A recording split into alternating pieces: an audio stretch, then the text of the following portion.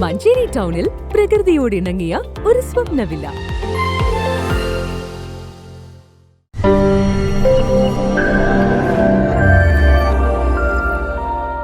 സംസ്ഥാനമൊട്ടാകെ കാലവർഷ ശക്തമാകുന്ന സാഹചര്യത്തിൽ ദുരന്ത നിവാരണ ഭാഗമായി ഏറനാട് താലൂക്കിൽ IRS ടീം അംഗങ്ങളുടെയും അനുബന്ധ സംഘടനകളുടെയും യോഗം ചേർന്നു. അടിയന്തര സാഹചര്യത്തിൽ ജനങ്ങളെ പുനരധിവസിപ്പിക്കാൻ താലൂക്ക് പരിധിയിലെ 23 വില്ലേജുകളിലും ദുരിതാശ്വാസ ക്യാമ്പുകൾ സജ്ജീകരിക്കാൻ നടപടി സ്വീകരിച്ചതായി ഏറനാട് തഹസിൽദാർ AK കിഷോർ യോഗത്തിൽ അറിയിച്ചു. പഞ്ചായത്ത് തലത്തിൽ പ്രാദേശിക സംഘടനകളെയും അംഗങ്ങളെയും ഉൾപ്പെടുത്തി ബുധനാഴ്ച വില്ലേജ് ഓഫീസർമാരുടെ നേതൃത്വത്തിൽ യോഗം ചേരണം. എമർജൻസി സേവനങ്ങളായ ആംബുലൻസ്, JCB, മരം മുറിക്കാനുള്ള ഉപകരണങ്ങൾ, എമർജൻസി കിറ്റുകൾ എന്നിവ തയ്യാറാക്കി ഫോൺ നമ്പർ അടക്കം ക്രമീകരിക്കാനും വാട്സ്ആപ്പ് ഗ്രൂപ്പ് രൂപവൽക്കരിക്കാനും നിർദ്ദേശം നൽകി. കൂടാതെ പഞ്ചായത്ത് തലത്തിൽ ദുരന്ത നിവാരണ കൺട്രോൾ റൂമുകൾ തുറക്കാനും യോഗം തീരുമാനിച്ചു.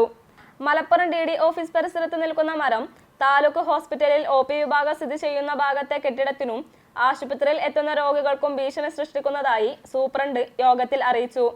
ജില്ലയിൽ പ്രായഭേദമന്യേ മുങ്ങിമരണങ്ങൾ കൂടി വരുന്നതായി യോഗം വിലയിരുത്തി. താലൂക്ക് പരിധിയിൽ അനധികൃതമായതും ഉപേക്ഷിക്കപ്പെട്ടതുമായ പാറമടകളിലും മറ്റു വെള്ളക്കെട്ടുകളിലും കുളിക്കാനിറങ്ങുന്ന കുട്ടികളടക്കം നിരവധി പേരാണ് ഓരോ വർഷവും മരിക്കുന്നത്. മഴ ശക്തമാകുന്ന സാഹചര്യത്തിൽ താലൂക്ക് പരിധിയിലെ അപകട മേഖലകളിലും നദീതീരങ്ങളിലും അപകട സൂചന നൽകുന്ന സൂചനാ ബോർഡുകൾ സ്ഥാപിക്കണമെന്ന് ഫയർഫോഴ്സ് സ്റ്റേഷൻ ഓഫീസർക്ക് ഡെപ്യൂട്ടി കളക്ടർ നിർദ്ദേശം നൽകി. Incident responsible officer deputy collector Joseph Stephen Robi അധ്യക്ഷത വഹിച്ചു.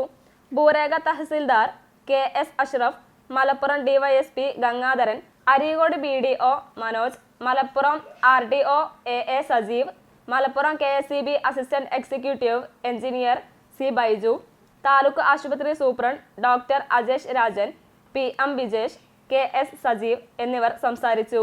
News bureau, Manjeri.